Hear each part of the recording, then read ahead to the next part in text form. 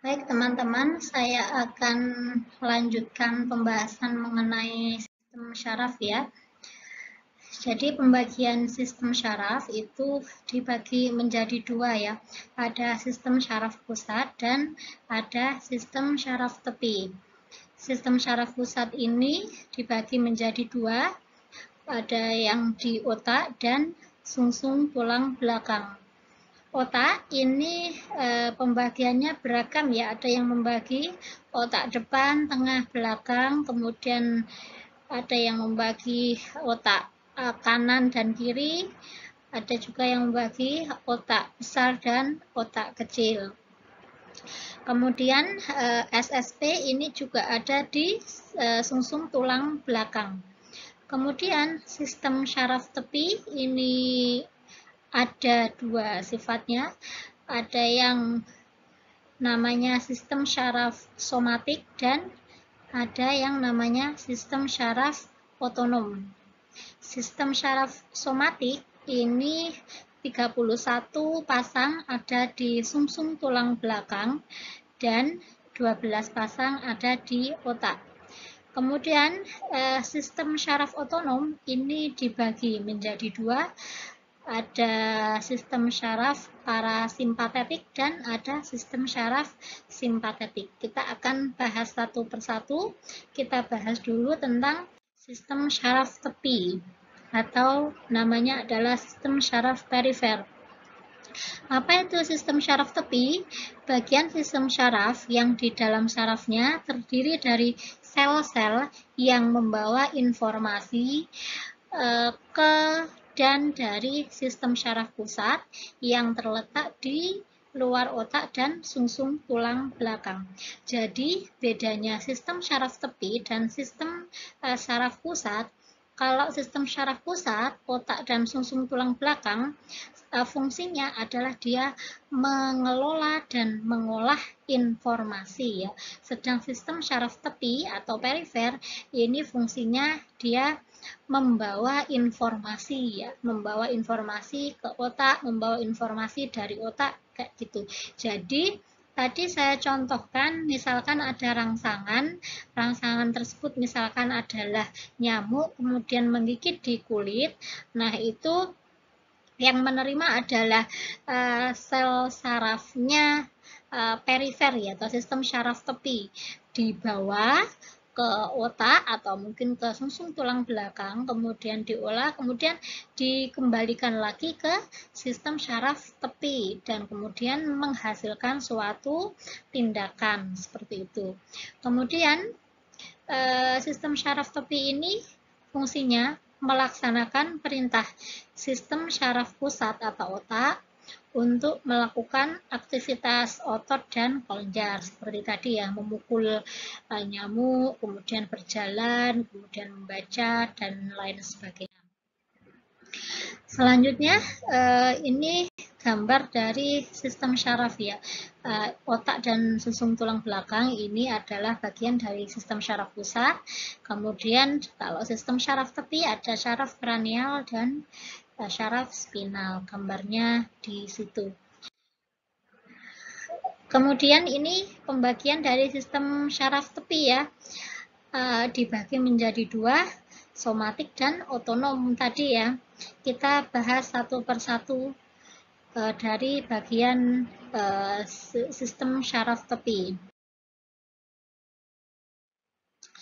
Ini yang somatis, fungsinya adalah menyampaikan informasi dari kulit dan otot ke sistem syaraf pusat ya, syaraf sensoris. Kemudian berperan dalam proses sensasi dan gerakan-gerakan motorik. Jadi kita melihat, kemudian kita mendengar, kita merasakan, itu yang bekerja itu adalah sistem syaraf somatis ini ya, yang menyampaikan informasi dari kulit ke otak ya.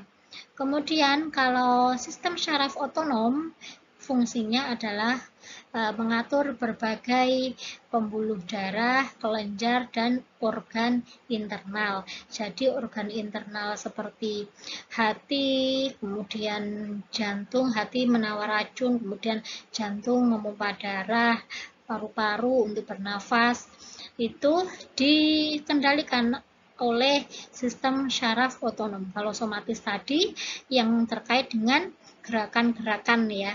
Kalau yang di dalam organ internal kita itu adalah sistem syaraf otonom. Kemudian sistem syaraf otonom ini dibagi menjadi dua, ada simpatetis dan parasimpatetis. Kalau simpatetis ini fungsinya menggugah tubuh, menggerakkan tubuh untuk beraksi. Kemudian sistem syaraf ini dia sebagian besar aktif ketika kita dalam keadaan marah, takut, kayak gitu ya, meningkatkan detak jantung, kemudian pernapasan, kayak gitu ya. Jadi misalkan kalian jalan sendirian di tengah malam, agak gelap gitu ya, kemudian tiba-tiba muncul putih-putih di depan kalian. Nah, tiba-tiba yang terjadi dalam tubuh kita apa? Bulu kuduk kita berdiri, kemudian detak jantungnya meningkat, deg-deg kayak gitu ya, kemudian nafasnya tersengal-sengal. Nah, itu semua yang menggugah atau yang aktif adalah sistem syaraf simpatetis ya, yang aktif menggugah tubuh, dan yang terjadi kita segera lari kayak gitu ya ketika melihat sesuatu yang menakutkan. Nah, kemudian ada sistem syaraf parasimpatetis. Ini fungsinya menenangkan tubuh, menghemat energi, menjadikan tubuh menjadi tenang lagi, santai kayak gitu. Kemudian mengurangi detak jantung dan pernafasan kita menjadi normal kembali. Nah, ketika kita tadi takut dan lari, itu yang aktif adalah sistem syaraf simpatetis. Kita memutuskan lari, kemudian setelah kita berada dalam tempat yang tenang, yang ramai, yang lampunya terang, yang terjadi sistem syaraf parasimpatetis ini aktif ya untuk menenangkan tubuh kita, kemudian mengurangi detak jantung kita, pernapasan kita menjadi lancar. Itu semua yang berperan adalah sistem syaraf parasimpatetis. Nah, ini bagian dari simpatetis ya, atau simpatik.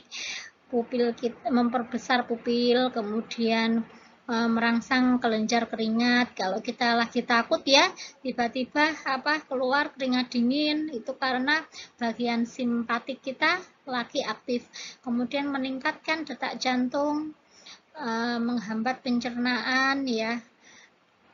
Kemudian jadi kalau saat takut biasanya juga terpengaruh pada organ pencernaan kita. Kemudian meningkatkan epinefrin yang ini ya, termasuk hormon ya, neuropinefrin, kemudian kelenjar adrenal, menurunkan volume urin, dan merangsang pelepasan glukosa oleh hati.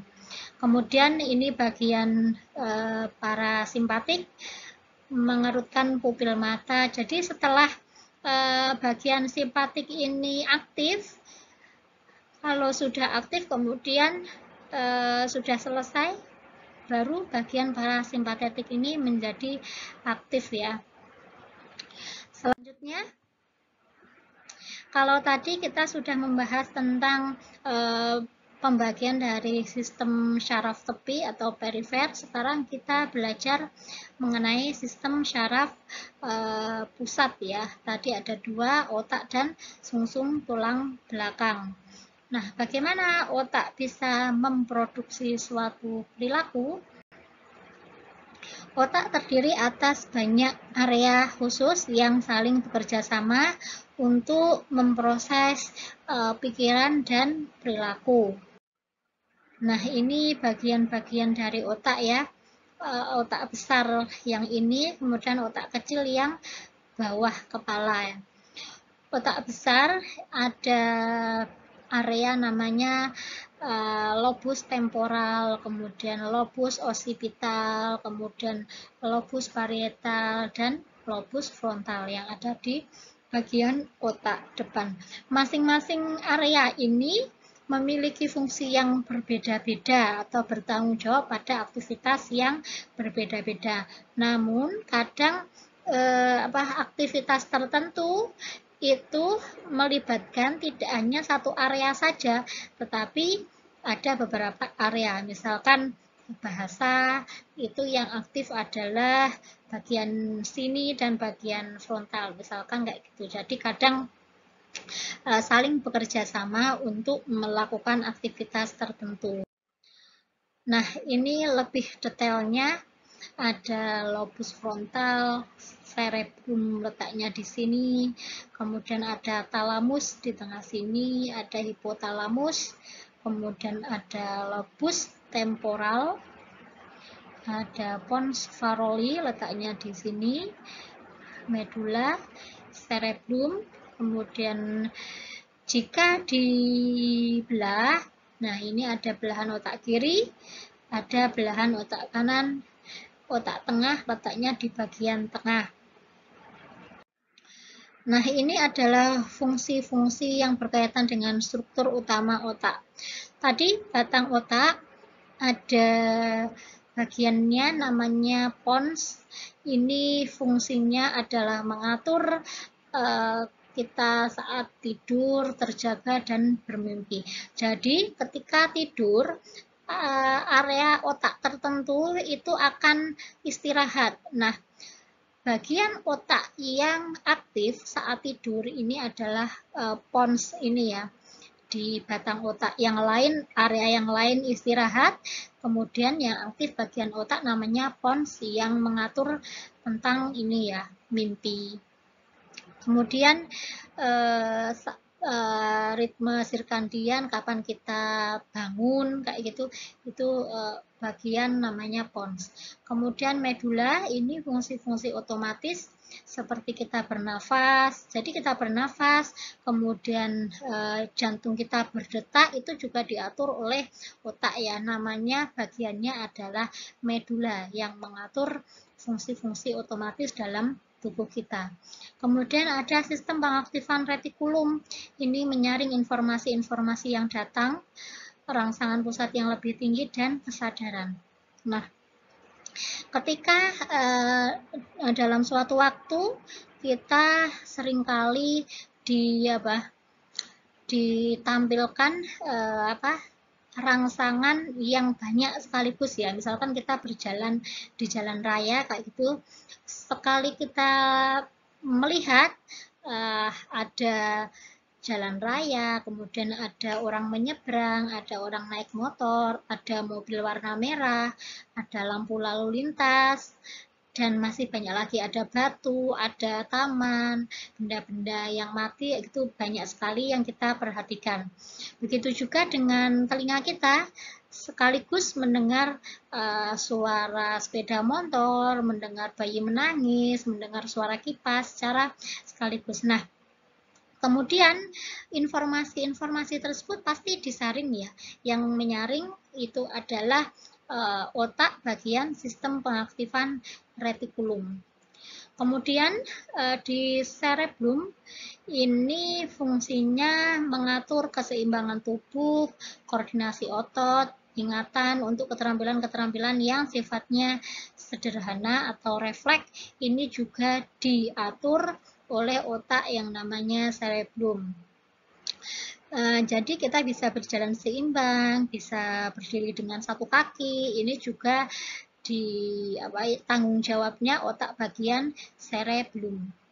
Kemudian ada talamus. Talamus fungsinya adalah menyebarkan impuls-impuls dari pusat-pusat yang lebih tinggi ke syaraf tulang belakang dan dari informasi sensorik yang datang, kecuali pinjaman ke pusat-pusat otak yang lain. Jadi talamus ini dia menyebarkan apa ya, informasi-informasi sensoris yang sifatnya sensorik, kemudian disalurkan lagi agar pusat-pusat otak yang lain menjadi aktif dan menghasilkan suatu perilaku. Kemudian ada hipotalamus. Hipotalamus ini berbagai perilaku yang diperlukan untuk menjaga kelangsungan hidup seperti lapar, haus, emosi ini juga diatur oleh otak namanya hipotalamus. Kemudian mengatur suhu tubuh kita ketika ketika dingin, ketika panas kayak gitu, agar tubuh kita bisa menyesuaikan diri dengan suhu lingkungan sekitar. Ini ada otak namanya hipotalamus. Kemudian kelenjar hipofisis. Ini di bawah pengarahan hipotalamus, kelenjar ini mengeluarkan hormon-hormon yang kemudian mempengaruhi kelenjar-kelenjar yang lain. Jadi hormon-hormon tadi ini salah satunya dihasilkan oleh kelenjar hipofisis. Kemudian ada namanya amigdala. Amigdala ini mengevaluasi awal terhadap informasi sensorik untuk menentukan kepentingan. Jadi seberapa penting informasi, kadang sekali datang ribuan atau ratusan stimulus datang, kemudian sama amigdala ini ditentukan prioritasnya yang mana. Oh, misalkan naik sepeda motor, berarti saya fokusnya pada jalan raya saja, kayak gitu, mengabaikan informasi yang lain. Kemudian ini juga berperan jembatan antara kecemasan dan depresi. Kemudian pengelolaan emosi ini juga diatur oleh otak bagian amigdala. Selanjutnya ada hipokampus. Hipokampus ini fungsinya perbandingan informasi sensorik dengan harapan-harapan, kemudian pembentukan ingatan baru mengenai fakta dan peristiwa-peristiwa. Selanjutnya ada cerebrum. Cerebrum ini pembagian otak yang tadi ya, occipital, kemudian parietal, temporal, dan frontal. Memiliki fungsi sendiri-sendiri. Kalau occipital ini dia bertanggung jawab pada pemrosesan informasi yang bentuknya visual, melihat ya mata kayak gitu, yang jika rangsangan tersebut bentuknya adalah visual, maka informasi tersebut akan diolah oleh otak di bagian occipital. Kemudian lobus parietal ini pemrosesan informasi terkait tekanan, sakit, sentuhan, dan suhu. Jadi, jika rangsangan tersebut, informasi tersebut itu sifatnya adalah tekanan, sentuhan, suhu, maka yang mengolah informasi itu adalah area otak namanya lobus parietal.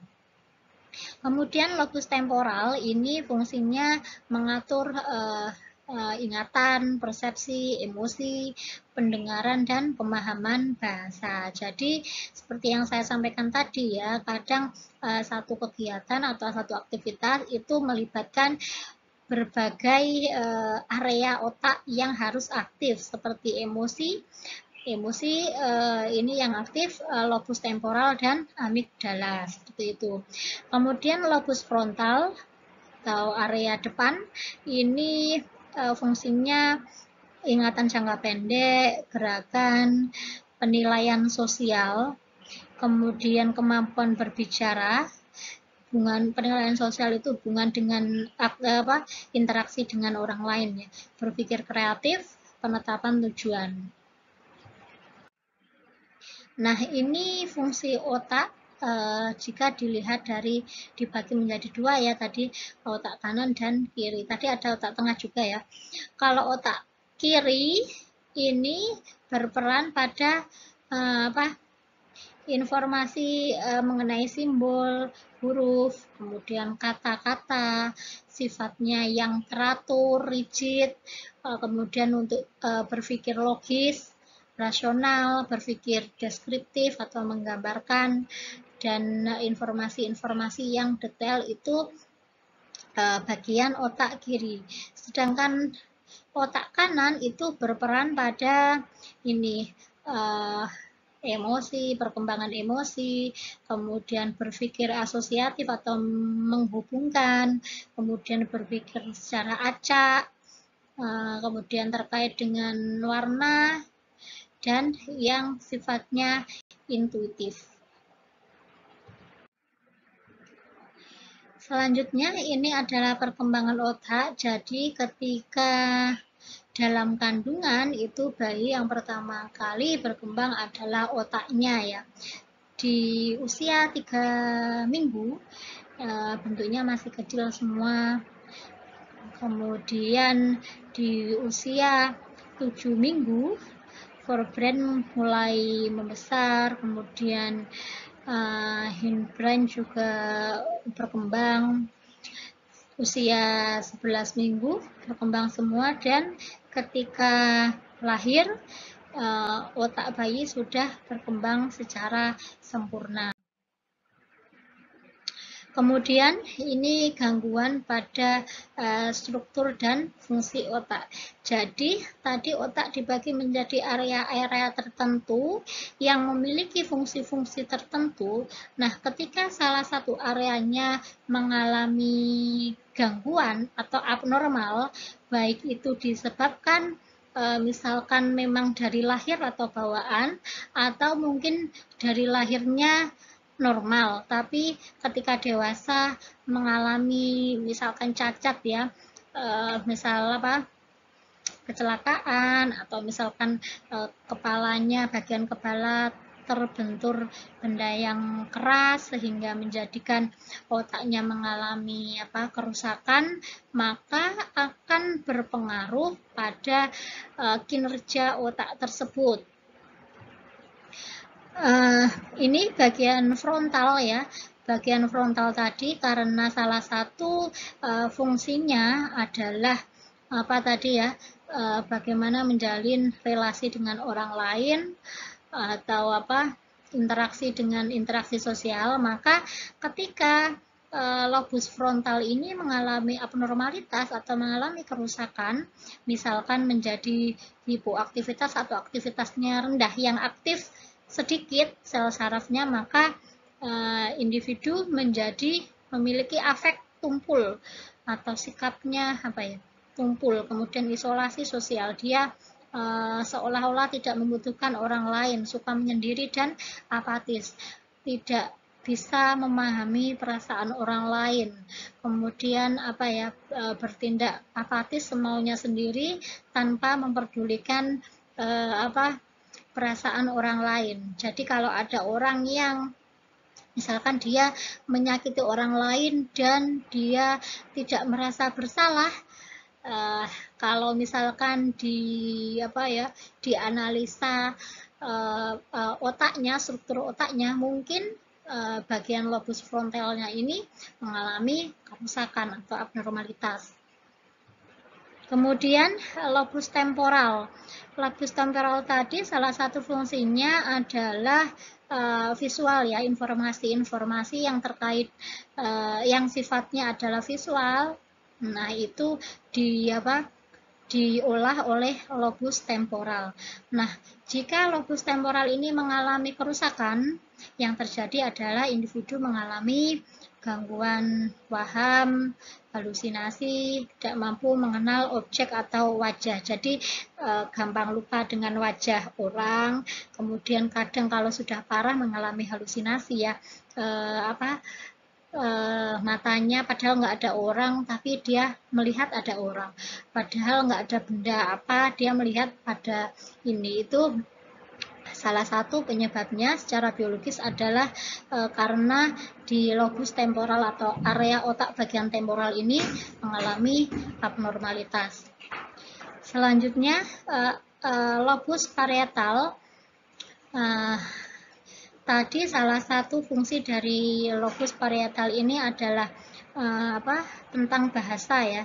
Jadi ketika di area otak ini mengalami kerusakan, yang terjadi adalah individu tidak memiliki kemampuan untuk berbahasa. Karena berbahasa itu juga diatur oleh otak, maka jika area ini mengalami abnormalitas atau kerusakan, maka individu tidak mampu berbahasa. Kemudian hilangnya visualisasi, tidak bisa memvisualisasikan atau menggambarkan.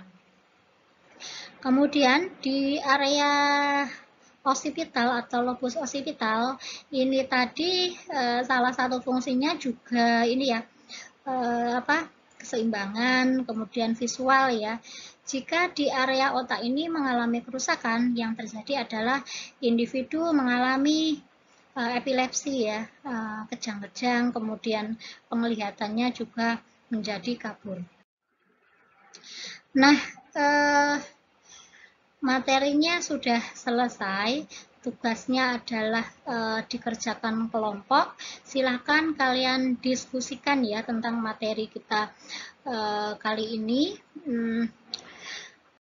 Diskusinya tentang ini, kenapa ada manusia yang mengalami abnormalitas, kenapa ada manusia yang tadi ya, misalkan dia apatis, kemudian mengalami halusinasi, kemudian mohon maaf misalkan cacat, berjalannya pincang, seperti itu. Kenapa ada manusia yang seperti itu? Padahal dalam firman Allah, Allah berfirman bahwa manusia ini adalah ciptaan Allah yang paling sempurna. Nyatanya, kenapa di dunia ini ada manusia yang disleksia, kemudian berjalan tidak normal, dan abnormalitas yang lain? Silakan kalian diskusikan secara kelompok, dan silakan nanti bisa dikaitkan dengan ayat-ayat Al-Quran yang bersinggungan atau yang terkait dengan tema ini. Sekian pemaparan dari saya, kurang lebihnya saya mohon maaf. Jika ada benar dalam penyampaian saya, itu semata-mata ilmu dari Allah. Jika ada kesalahan, itu semata-mata dari saya sebagai manusia. Saya akhiri, wassalamualaikum warahmatullahi wabarakatuh.